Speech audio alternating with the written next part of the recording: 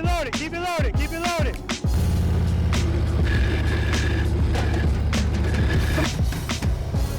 Very nice, I'm looking at the camera.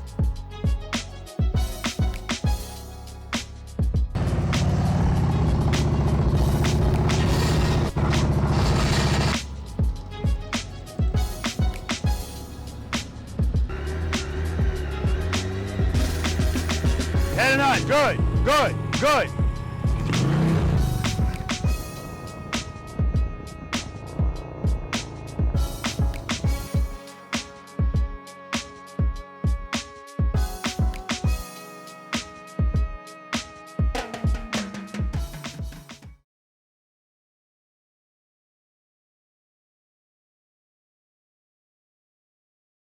All right, so I know a lot of people are, myself included, I want to know everything there is to know about tab performance. I want to know about when I pick something on the website.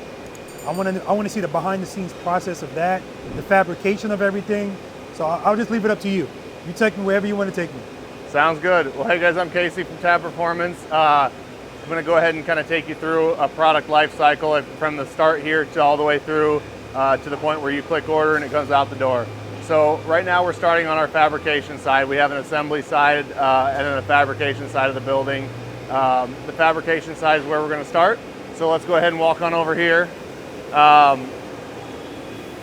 the raw materials comes in from this side of the building and flows through to where it's finished when we ship. So over here you'll notice all of our raw storage for our steel. I was telling Robert, you know, we used to order everything cut to length when we had kind of gotten started from the mill. And now we're able to order it in longer sticks, which is able to help our lead times shorten, so we have fewer out of stock and back order situations for our customers.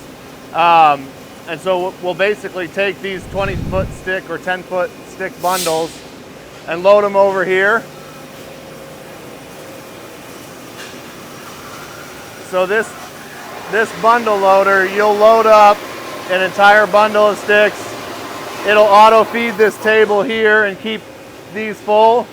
When it needs a new stick, it'll drop down to where that one is there on its own. And it's a roll cutter, so the blade will come down on the part at whatever length it knows to cut. Start spinning till it breaks through, and then kicks it over. And then from there, Corey can deburr it as needed, so it can be formed or flared or whatever process that particular product needs. So that was, you know, again, if we have any improvements that are needing, or just a quick product change, we don't have this, you know, long lead time and mountain of inventory to work through until that change can get made. We can make changes as customer demand changes on the fly. So that machine's probably a few years old. They actually don't make a machine like this. They'll make the roll cutters and the bundle loaders, but this specific machine was made and designed for us. Awesome. Wow, look at that, guys. Oh, nice clean cut. And then these are the scraps. Yep, and so we do try to make sure we scrap as little as possible. So obviously if we're cutting 12-inch sticks out of a 20-footer, that is pretty clean and easy. But if you end up with 8 inches left, we might cut a couple of pieces to use as a neck to make sure that we're only scrapping just the smallest amount. So what do we, right now, what he's cutting, what is that going to be for? So these are 2.5-inch sticks. So we use these for like the neck, the right side neck for the M8 touring mufflers. We use it for any of your baffles, either the louvered baffle or the zombie baffle. And that's pretty much it. It's either baffle or a neck of a muffler. So if I'm getting 50 calibers, are any of these no, right? Just the zombie baffle for the 50 cal or the 2.5-inch louver would be cut out of these sticks here on the right. The sticks on the left are all the 1.5-inch or 1-inch tubing we use for the handlebars, the Folsom Prison Series handlebars. Oh, okay. Now, okay, I'm sorry. I was just saying, once he's done cutting these, if we needed to run a batch of bars, they'd reband what was left out of there, put it back, grab the 1 or the 1.5-inch, depending on which piece of the bar they needed, slap those in there, and then cut those. So what about for the actual exhaust pipe? for the actual exhaust pipe, so that would be the case material, and I'll show you that over here. So here is ordered from, this is a 4-inch here. These are the only thing we still order cut from the mill. The reason we do that is when you do plating or coating, you tend to get buildup on sharp edges because it's an electric, like electroplating. Any sharp point kind of acts like a lightning rod. Yeah. And so you're going to build up thickness there. Mm-hmm. And so when the mill cuts these, they have really fancy saws that basically puts a double chamfer and a nice, clean, smooth cut. And then that way the customer ends up with a better looking product and a better fitting end cap and all the above. So all the mufflers, we will still order pre-cut tubes that are defect free for the most part. Prior to us even forming or doing any of the welding, and then we'll do any polishing or cleanup necessary afterwards. Okay. So we'll take this piece here, and then it makes its way into our muffler cell. So I'm going to take you over and to show you that now. Okay. We'll take you this way here first. Here we're running 4.5-inch mufflers. So they've got their empty box over here, and then they'll set it over on the oiler to give it the doming fluid for making sure it forms without wrinkling or anything like that. Nice smooth doming process. From the domer, it moves over here where he punches the holes and puts the power dent. So on that back corner in that blue machine, you'll kind of see where that Jordan here is moving that pipe. And then we'll watch him put the power dent for the clearance. And those are all based off of the hole location. So it just smashes that down, gets a nice uniform dent in that muffler. And then he's going to move it from there over to the right where we're going to weld the neck on. So we'll take you back behind this curtain here. Once the neck gets welded on, Jordan's welding on the brackets here using our cobot. So cobots are pretty nice. They're safe to work around. You know, you could, I wouldn't do it with a welding one, but you could put your head in the path of the cobot, and it would bump into your head and it wouldn't hurt you at all. Yeah. So they're innately safe to work around. As far as their design is entirely to work beside humans, not replace humans. Yeah. Whereas the robotic polisher behind us that we'll get to, those need to be on their own by themselves because they're very, very dangerous. So there's all sorts of interlocks and everything that'll shut it down if you open the door in process. We'll get to that. I'm going to take you guys over here. Well, hold on, let me look at this. Because now that's done. That's all welded. And then there's the crimp that the other machine put into it for the pipe. All right, we're going to get in their workspace here a little bit. Okay. And we'll have you turn around here. You'll see this is where the necks get welded. So this is the rotisserie welder. It's not robotic, but it is automated. Okay. And so Jordan will, here in just a minute, will be taking this piece out and dropping the next one in. So you'll get to see how the necks are welded on.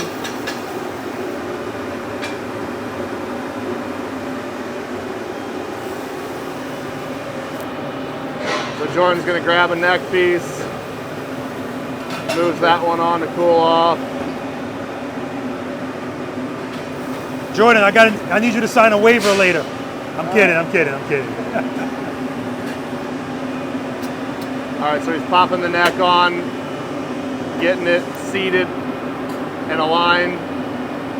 Then he pushes start, curtain's gonna close, and it'll rotisserie weld that neck on. Yep, the sparks happening back here.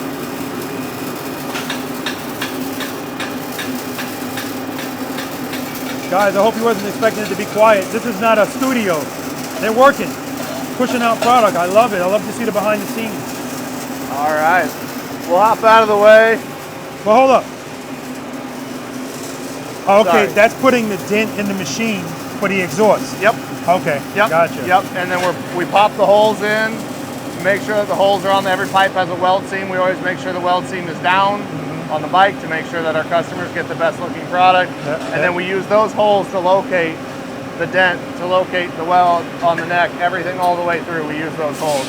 That's how we locate the brackets. So that way, everything is always the same uniformly. It's not really possible for them to make it incorrectly. Yeah, look at that. You have to try. And these guys they're moving, man. They're moving. They're not just doing this for the camera. They're moving. Oops. We're gonna get the hell out of their way so they can do their job. All right, so you guys have seen what a raw case looks like. Then we have to polish them to get them ready for plating. So they're still a little warm here coming out of the polisher, but as you can see, that weld seam is mostly gone, and the surface is prepped for chrome plating. Chrome plating it's not gonna fill in any voids or errors. It's just gonna magnify them once it gets shiny and glossy. And so on these, where we took you through that life cycle and then you end up welding those brackets on, obviously on a polished muffler for chrome, it's easier to polish this thing without these brackets on here. Yeah. So then we'll send it through the polisher, bring it back over, weld the brackets on, and then it goes out for chrome plating. On the black, we don't need to do that because we make sure our case material is good prior to. But the black powder has that rougher finish, and so it will fill some of those voids. Okay. Where chrome plating won't. So we have to make sure we have a perfect surface prior to going out. You'll notice we talked about that rotisserie welding. A lot of mufflers, if you see a MIG weld, it's gonna be uneven and have multiple start-stop points because as a welder, it's difficult to stop and then you have to restart. Whereas with this rotisserie weld, we have a very clean, very consistent weld with one start-stop point on a full 360-degree weld. So that's these mufflers here. And that's what that welder was doing, that machine behind the curtain. Yep, behind the curtain. It was welding the necks on. Nice. And look at this, guys. They're just chiming them out, man. These guys are moving. Look. Yep, so start to finish here. Every muffler starts here as a plain neck piece and an undomed, uncut tube. And in this little loop, it becomes a fully finished done muffler. Yeah. We're gonna take you over here and show you the new polishing robot. Oh, look at that, and it's running. Yep, so you can see here, that's the second stage. So when you polish a muffler, you use different grits and different belt steps to, the first one removes the most material. It's removing most of the defects, getting you a nice uniform surface.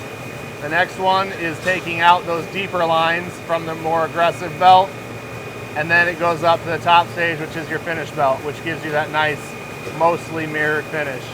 If anybody who's watching this video knows anything about polishing, you may have said, looking at that first muffler, oh man, I was expecting it to be shinier than that going in. Well, if you're hand polishing something, usually you do have to finish with what they call a buff step, and that makes it almost a mirror finish on the steel. And that's because, there's inconsistencies with the manual process. We've been able to dial this down at the final finish using the robotic to make sure that you get the exact same finish every single time, so where we don't have to take that extra step because our finish is fine at that step and we know it's good. We've hold on. Oh, look at that, guys. Yeah, so it just finished obviously these 6 mufflers, and so our guys had the next 6 loaded, so it'll always work on 6 at a time.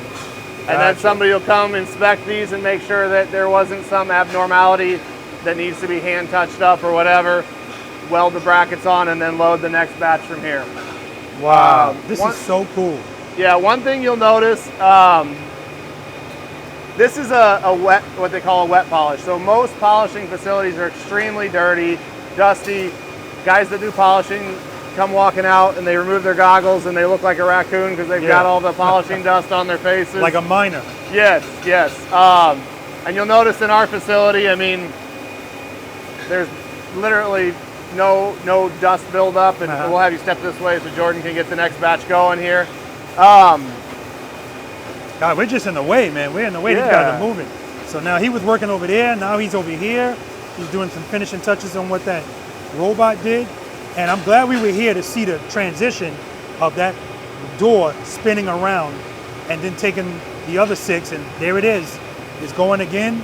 Now it's on the second one, and then it's going to end at the top one. That's the finishing one. Then it puts it back on the other side of this door and then grabs another one. Outstanding. Yeah. So yeah, normally on a typical dry system, even a robotic cell like this, what you'll see is a bunch of ducting that goes up and out of the building, and as that metallic dust goes through, it'll eventually wear holes in your ducting, and then it blows out all through the facility, and your facility is dirty. And so when we were deciding to take polishing in-house, we said, well, you know, one of the most important things to us is that our people are comfortable, happy, healthy. And so going to a wet system, you still have a sludge that you have to clean out, and it's probably a little nastier when you're in there scraping and cleaning, but your everyday working area is much cleaner. It's a much cleaner air that you're working around, and so that's been a really nice part of this system being wet, is it just keeps our facility cleaner. All right, so now we've gone from a raw tube all the way to a fully finished muffler ready for powder coat or plating, whichever one it's getting.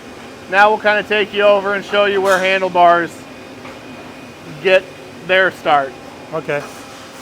So over here we have 2 automated saws with different fixtures. We'll kind of show you what a saw fixture looks like. So after we form or flare for that 90-degree meat hook style mating part, they'll drop it in here, clamp it down, make sure it's in the same spot every time. Push start, the saw will come in and it'll cut that angle so you can have your 2 pieces made up with that nice clean angle on the bike. And our goal is to make it look as close to a one-piece product as possible, because it is actually a weld there on everybody that does these, but the cleaner you can make that, the easier it is to weld and touch that up and have it strong integrity without flex, without potential for breaking and stuff like that. So we'll start with the 1.5 inch tube. We'll get it bent, formed, or flared, and then saw it here. Okay. And these are the Folsom Prison handlebars? These are the Folsom Prison handlebars. Okay. Handlebars, yes. Yes. I can't ever say that without stuttering. At that point, it comes into here. Once we get the pieces made to weld that joint, and here's our new laser welder. It's not doing handlebars right now, it's doing mufflers. The laser welder is a much more direct heat and much more intense, and so it will weld without near the warpage. So our mufflers, when you weld a bracket on and you get all that heat, it wants to warp or distort the tube. So you can get ovality and you can get other issues. With a laser welder, it is a much stronger weld that doesn't deform the pipe. That heat doesn't really dissipate into the rest of the muffler body. So as you can see here, we have another cobot doing this weld to make sure that it's uniform and consistent every time. You'll notice the yellow tinge. Without the yellow tinge on the glass, you wouldn't want to stand here, because a laser weld is extremely dangerous. If that reflection hits you, you can see Andy in there has his glasses on. Those are very specialty safety glasses as well to make sure that he's protected. And if we were to open this door right now, it would shut the welder off. Nice. So it's interlocked similar to the robot, where you can't be in there unless you know what you're doing. But Andy looks like he's going to come on out and show us. So you can zoom in here, Robert. It is going to look more similar to a TIG weld than a MIG on the robot. You're talking to me like I'm a welder. TIG, MIG. I never heard of these girls. That's impressive, man. Thank you. Clean. Yeah, nice clean weld and good work, brother. Consistent, yes, yes. It's 3 C's. The best part about robotics. Yeah. It's always very consistent. Yep. If you set it up right. Yeah, they don't have bad days like we do. 3 C's in Preloader Nation. This is testing its watching of my videos. It's 3 C's in Preloader Nation. Confidence, control, consistency. There we go. Yeah, man. All righty, thanks, Andy. Thanks, brother. All right, so we kind of skipped over, but yeah, that's where the Folsom Prison Series bars are welded. So we'll take the knurl bar, which is, that one is one that we don't have a tube laser yet, so that one we have sourced in. Then we'll bend all the rest of the pieces and then put them together. So you've got basically the grips get welded to the two flares for the 90, and then you weld that to the center knurl bar. And we use laser welding for all that, which keeps it cleaner. It's just a better looking product when you're done. Let me ask you a question. Do these guys have a certain amount of product that they have to do per day? We don't really operate that way. Most of the shop, like I grew up in manufacturing, and every big manufacturer, it's, you know, how many pieces per hour on this job, and are you over, under, and and you know, our guys, we started out small. We're a family company. Our guys work hard. Everybody that works here is trusted to do their job. Yeah. So we don't stand over them and say, oh, you only got, you know, they know what they're capable of, and they know if they aren't hitting that, they're working with their manager to find out, well, what's keeping me from getting that. So I mean, yeah, they do have standards that they know. Yeah, you gotta have standards. They're not posted. They're not, you know, they know what a good day is and what it's not. And honestly, a lot of times, because we'll get into this later once we get towards the shipping side, we don't push manufacturing through where then a huge vat of parts sits at a distribution channel that then gets sent out to the dealer, that then gets sent out to the customer, that makes the part more expensive than it needs to be. Yeah.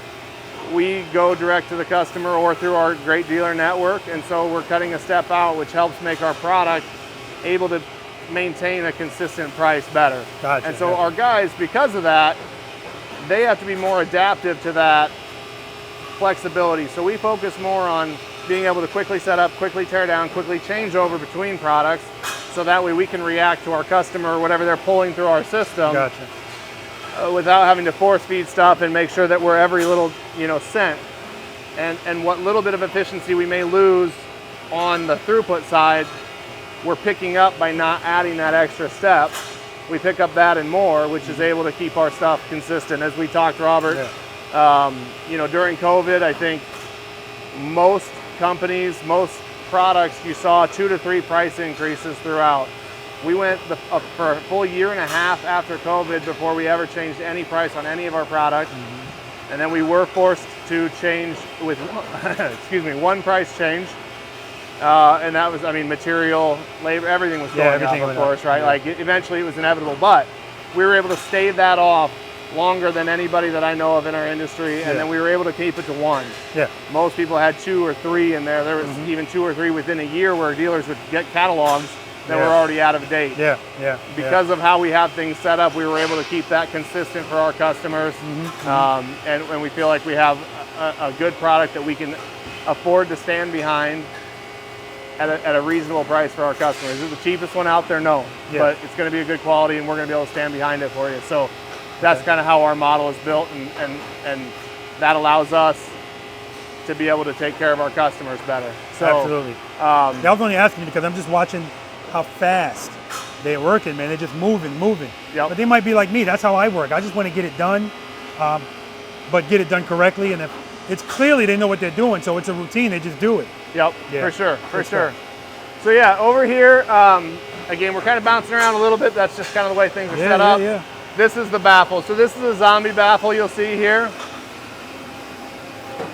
And so Josh is taking this from one of these over here. You'll see the cut tube that we were cutting over on the roll cutter. Yeah. This is just straight 2.5-inch tube. And he's using a ram form machine to form and flare this end. And this allows the neck on the inside to go here perfectly. And it allows this little flare here, so that way when you're trying to assemble that baffle, you don't have to have it 100% aligned. If it's off a little with the neck, it'll locate itself because of that flare. That's really the only purpose of the flare. Now, if you flare it too much, then when you seat the baffle, it would hit the shell and cause all kinds of problems too. So it has to be consistent because there's really not much tolerance in there for that. So that guy cuts them. Yep. And then he rolls it over here, and then he does that. Yep. Okay. And then from there, they'll take that silver end cap that you see inside of the prettier end cap on the muffler body, and they'll weld the stainless end cap to this tube here. And we'll kind of show you where that gets done right over here. Okay. Look at that, man. I love it. I love the process. And like always, it gives me a better appreciation of what I see when I open up that box. So we come in here, and here's where we weld anything that's large or manual that we haven't got onto a cobot or a robotic weld or anything like that, with the one exception of the baffles. So they come in here, and we put that little silver disc here. You put your core tube, it comes, smashes those together, and we'll weld the baffle tube to the end cap or annular space on the muffler. And so you'll notice this is very similar to the way that the necks are welded on. It's a full 360 weld. And then you do get some burn through, and so you'll notice on the face of those baffles, there's just kind of like a brushed stainless look. We're really just making sure it looks uniform and knocking off any burn through from the weld, discoloration, just so you have a uniform looking piece. You know, that's an inside part. It's not really a cosmetic. It's a functional piece, but we still don't want to ignore it altogether, and just, you know, we want it to be look the part and make sure it looks like the rest of the muffler should. So in here you'll see some of these other bigger pieces. Like here's where we weld the long bracket for the Indian saddlebag and stuff like that. This is also where we weld all of our off-road stuff. So a lot of our customers don't know that we do this. It is a smaller piece of our business, but we make tree kickers, rock sliders, front bumpers, spare tire holders, any tubular welded product for the Razors, your Can-Am X3s, your Defenders, right, Generals, all the off-road side-by-side utility stuff. So we specialize in that welded tubular product that gets sent out powder coated and shipped out all over. So that's not a big piece of our business, but it's newer, and it's something that we've been doing here for a little while. And we got a lot of guys here that like power sports, and just kind of one day wanted to kick some out, and so we're like, well, let's do it. Okay. We'll move on here. I think Robert and I have discussed doing this type of a tour for about 3 years now, and it was always, well, we've got the robot coming. It'd really be cool if we waited till that. And it was always one thing and then the other. We're like, all right, we just need to do it, or we're never gonna. That's never gonna be perfect, right? Yeah. So here's where we use. This is our tube bender. It is a manual bender or a semi-manual. And this is where all of your handlebars are going to get bent, and all of the off-road tubing for the rock sliders, tree kickers, whatever. We don't do a ton of bending in-house. We're starting to do more as our handlebars are gaining in popularity. And so we do have a CNC stackable bender coming in. It's about 3 months away, and so that will replace this, and it'll allow us to bend much more efficiently, much more consistently. Okay. So when you do something like this, I say consistently. From the customer standpoint, it's just as consistent because we have check fixtures when we're done. Once you get into the automation where it's consistent all the time, then there's less of a need to have that back end check, because that you've got it pokey-oked, so you can't make it wrong on the front end. So from a customer standpoint, they don't really notice the difference between a CNC manual bend and this bender. But from us, it'll help us be able to do that larger volume at a better efficiency. So that's coming. It'll be exciting for us. Inside here, this is where anything loud, obnoxious, or dirty. We talked about the dry polish and how it's not as clean. So we keep that inside of here. This is an old food bank fridge freezer that they left behind when we moved into that side of the shop. And you'll see here, how's it going, Brandon? How you doing, brother? You've got dust collection units and stuff like that. So as it comes off here, it's going to capture all of your belt debris and whatever's coming off of your product, suck it into the dust collector. But it is loud and it is dirtier. And so we try to keep that all contained to keep the rest of our working facility cleaner. So he's got to do that to each one of these?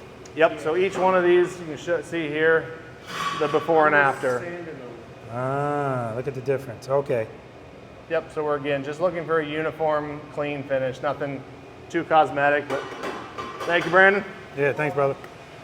All right, so this is still in the fab side. We've got our storage for any of our weld fixtures or check fixtures on here.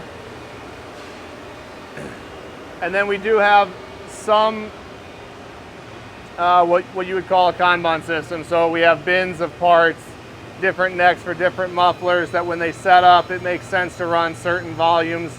And so you'll see as we kind of go what we use, and when I reference a pull system, for those of you who aren't familiar with manufacturing, but basically a pull system means you, the customer, decide what I'm running here today.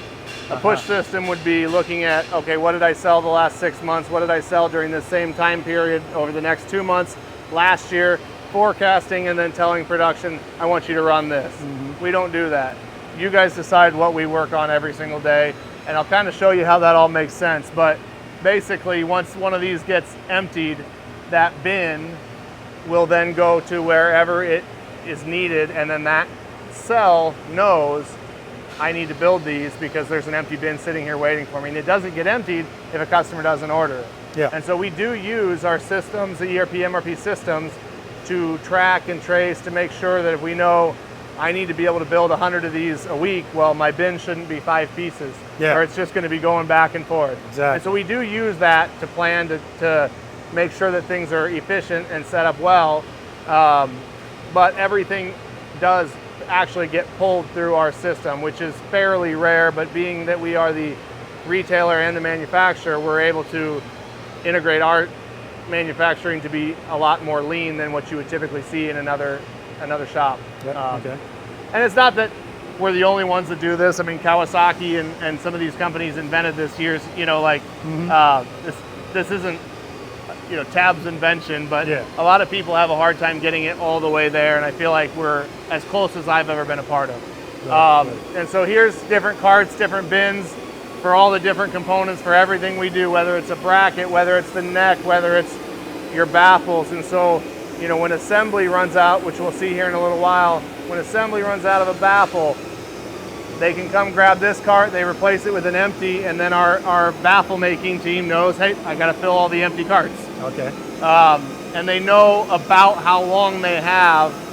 You know, most product we give them about 7 to 10 days on the most. So they know that as long as the volume continues at the rate it's been, I've got about 7 to 10 days until I need to have that thing refilled, because they're gonna be coming back looking for the next one. Okay. All right, guys, so listen, first, Casey, I want to thank you for taking us around here. I don't know about you guys, but I have a lot more appreciation for the product when I see exactly everything that goes into it. So much goes into running a business, I know that, and I think you guys are doing a fantastic job. Thank really you. are. Guys, you know I don't embellish, but just outstanding. All right, guys, so anyway, I'm gonna end this video right here. I hope you enjoyed it. This is part 2. There's a part 3 coming as well, because I want to give you guys everything. I didn't want to put it all in one long video. You guys watch enough long videos with me, with my practice session videos, okay? So we're gonna end it here. So all right, listen guys, if you know me, you know Tab Performance, it goes hand in hand. But if you're new to this channel and you're new to Tab Performance, definitely go check them out, tabperformance.com, and just type in the information of the motorcycle that you ride, see what they have available. You saw we got handlebars, we got exhaust, and I'm gonna let you know now, they sound amazing. So check it out. I'm gonna end this video now. As I always say, guys, spend more time being thankful for the things that you have, less time complaining about the things that you don't. Seat time doesn't equal practice time, guys, and if you have time to ride your motorcycles, you have time to practice on them. That's not my opinion. Until next time.